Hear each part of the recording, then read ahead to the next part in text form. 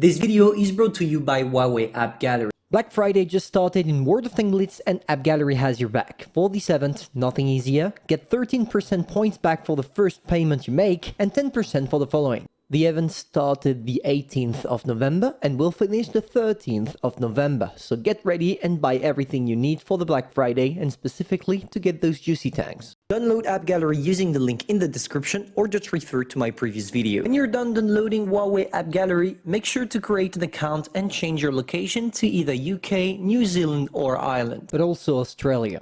It works regardless of the country you're living in as long as you switch to those. Now, all you have to do is going back to World of Tanglitz, logging in into your AppGallery account, and you're set up to buy pretty much whatever you want and use the discount, which will be automatically applied. So get well and have some fun while using AppGallery. And many thanks to them for sponsoring this video. The time has come, ladies and gentlemen. We are here to talk about the WoTB Ritter. I don't really know how we say it. All I can tell you is that in order to get it, it's easier than the 50TP prototype. But once again, we're not here to talk about the tank itself, but rather how to get the tank. And for that, I decided, you know what, let's do a top 5 best tier 10 tank with which you are sure to get the WoTB. Just in case you need some help, knowing that as you will play in Platoon, it may differ from the previous tank I could show on my channel. To create the list, I based myself off 3 criteria. The first one is the overall fun times you will get with the tank, because of course, as it's a tank, you are gonna have to play again and again and again. If you are getting into something extremely boring, I don't see the point. The second thing, obviously, are the statistics, because most of the time when you play with a good tank, you have best stats, so more kills, you're gonna be more efficient, etc, etc. And the third criteria, obviously, is will this tank, if it's featured with the exact same tank, so for example, let's say 2 Matilda 4 together, will those tanks work well together and be a good duo in order for you to get the maximum kill and therefore the mighty reward called the WoTB Ritter? Now that you know what the criteria are, let's go. The first tank of this list is the British medium tier 10 tank, aka the FV4202. I'm putting that tank in this top for 2 reasons. The first is the mobility.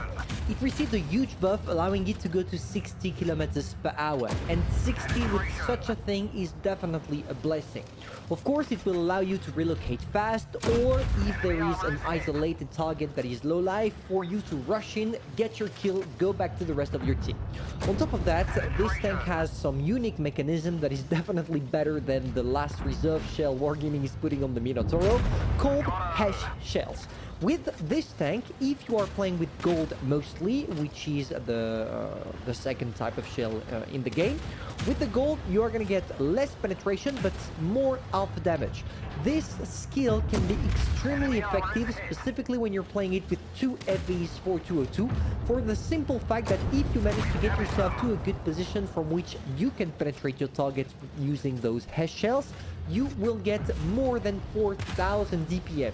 And as we all know, getting more DPM allows you to get more kills, because with 6 seconds of reload when you're using adrenaline, I can definitely tell you that will make a difference. Because unlike a T62A, for example, that has only 310 alpha damage, if the enemy is not in your span of alpha damage, let's say the enemy has 400 alpha hit points, not alpha hit points, just hit points, you will not be able to destroy it, right? But if you have an FV4202, you will be able to, because of your magnificent type of shell that allows you to get 440 alpha damage. Number 2, the FV4005, once again a British tank, but this time a tank destroyer. I decided to put that tank on the list for the simple fact that it's equipped with 4 shells that have a destructive potential.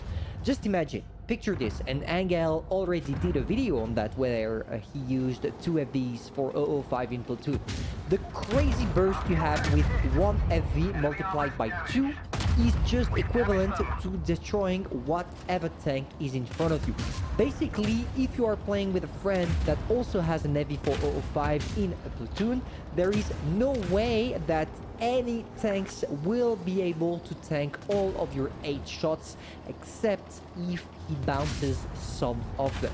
And of course, even if this tank still has a disadvantage, because after all, it's an auto-loader, if you get into the right matchmaking and maybe manage to use your mobility to circle, or even use your mobility to take advanced position, aggressive positions from which you have the possibility of destroying everyone, well, you should not struggle too much getting what you need with this tank. On top of that, in the end game, you do have the possibility of just finishing off the targets, and of course, when you do that, you will get Brother in Arms in no time. On top of that, something that can serve you as an FV4005 player is the fact that the tank can bait many opponents because of its light armor. Like you saw I did with the I7 on this replay, for example. What I decided to do here was to make him believe that I was shooting someone else, for him to go out of his I forgot how we say it in English, but going out of the place he was hiding, just to snap my shell, killing it, getting my kill. You're probably gonna think that I'm doing it on purpose, but we're gonna talk once again about a British tank. This one is a heavy. It's called the FV215B, and there are 2 things that makes it to the top here. The first is probably its reload time, which is just impeccable when you are playing with a heavy. You have 400 or 420, I can't recall exactly how much, but it's still enough for you to do the job. On top of that, the 80 shells of this one has more than 100 millimeters of penetration, which means that's same as the FV4202. If you get the tank into the right position, you will be able to snap some gorgeous shell, specifically when you're playing against lightly armored tanks. Light tanks, Grill 15, some tank destroyers from the back, and even some heavies from the back, like T125, tank destroyers like T123, etc, etc. On top of that, what I really love about the FV is its abilities to bounce shots. Basically, unlike other tanks, and even if I would love to introduce the Chieftain MK6 in this stop, but I decided to go for the FV because I wanted it to be free to play, I still think that the Chieftain is a better one. So if you do have the Chieftain in your inventory, you should definitely go for this one instead of the FV, because having the turret at the back of the tank will of course allow you in some scenarios to have an advantage, but most of the time you are just going to be at your disadvantage, so it's better to go for the Chief. But just take a look at that, 80 shell, gorgeous 500 damage into that AMX-50B, securing ourselves the second kill. And of course, there are not too many tanks in the game beside the FV4202, the FV215B, and the Chieftain MK6 that are capable of inflicting such high damage compared to the millimeters of their gun. Number 4, I could not talk about the Type 71. The Type 71 is broken. You get bounces out of nowhere, and of course, if you play it in platoon with the mobility equipment, I can definitely tell you that you are going to rush through some stuff and you are going to destroy all of your opponents. It's simple, the tank doesn't have any flaws, which means that if you play it in platoon, you have 2 tanks in your team that don't have any flaws. And of course, when you do not have any flaws, you just rule the game. Rule the galaxy, rule whatever. As long as you're playing with the Type 71, you should be safe. The armor is great, the gun is great, the mobility is great. It's just the perfect tank for this event if you really want to get it achieved at tier 10. Of course, keep in mind that when you're in platoon with Type 71, everyone will try to focus you because a lot of people actually know how strong the type is. And I'm still amazed by the fact that Wargaming did not yet nerf the tank, but it's going to be a good profit for you with the WT Ritter event. Yeah, definitely the type of tank with which you want to go. And before going to the last tank of this video, if someone can explain to me how I bounced the Yak Panther E100, I would be amazed. Thank you. Now guys, it's time for us to talk about the top 5 of this list. The Vickers Light. Yes, it's another British tank. Yes, you're probably already exhausted about me talking about British, but let's hear what I have to say before making any judgment. The Vickers Light is known to be the best medium tank of the game for the simple fact that it fits a medium role and it's the most versatile out of all the light tanks. And of course, being versatile when you're looking for an event like this is important. You do have the mobility to circle the heavies, circle the tanks Joya, spot for the rest of your team, and therefore maybe try some baiting tactics. For example, here with the Sheridan, I spotted him, he took many shots, and I just go out of my cover to kill the guy when I do know that I can kill it, therefore focusing on the kills. Or you can also adapt a little bit and get 2 Vickers Light in a platoon and try to really play aggressively. The great thing about the Vickers is that it's equipped with something insane called a broken gun mantlet, and this gun mantlet, even if in the past it was better to bounce, can still bounce a couple of shells, and it can save you and also serves as a whole baiting mechanism. What you want to do is poking out of the corner, just showing your gun mantlet, waiting for your opponents to either miss you because you go back to a safe cover, or just wait here and bounce some shells, and after you just spread some adrenaline, derp shells, and go.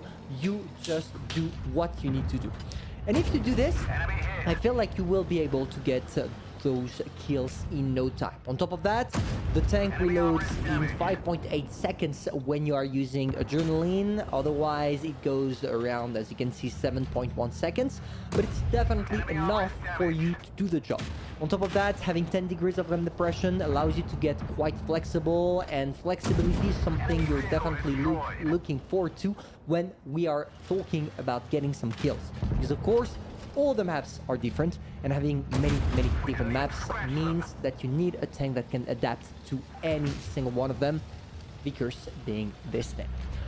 Of course, even if this stop is now over, there are many other tanks out there that are probably better than tier 10 in order to achieve that. Tiger 1, Smasher, Annihilator, etc.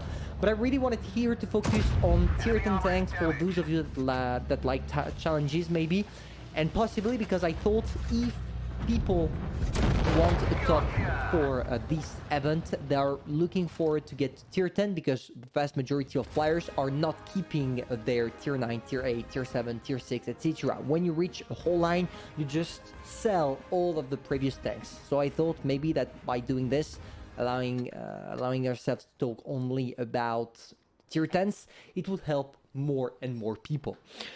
So, of course, if you enjoyed, feel free to subscribe, like, and share. Personally, I'm gonna see you soon for a new video, and tell me in the comments after the event is over if you managed or not to get the WT Ritter, and hopefully may the best luck be with you. See ya.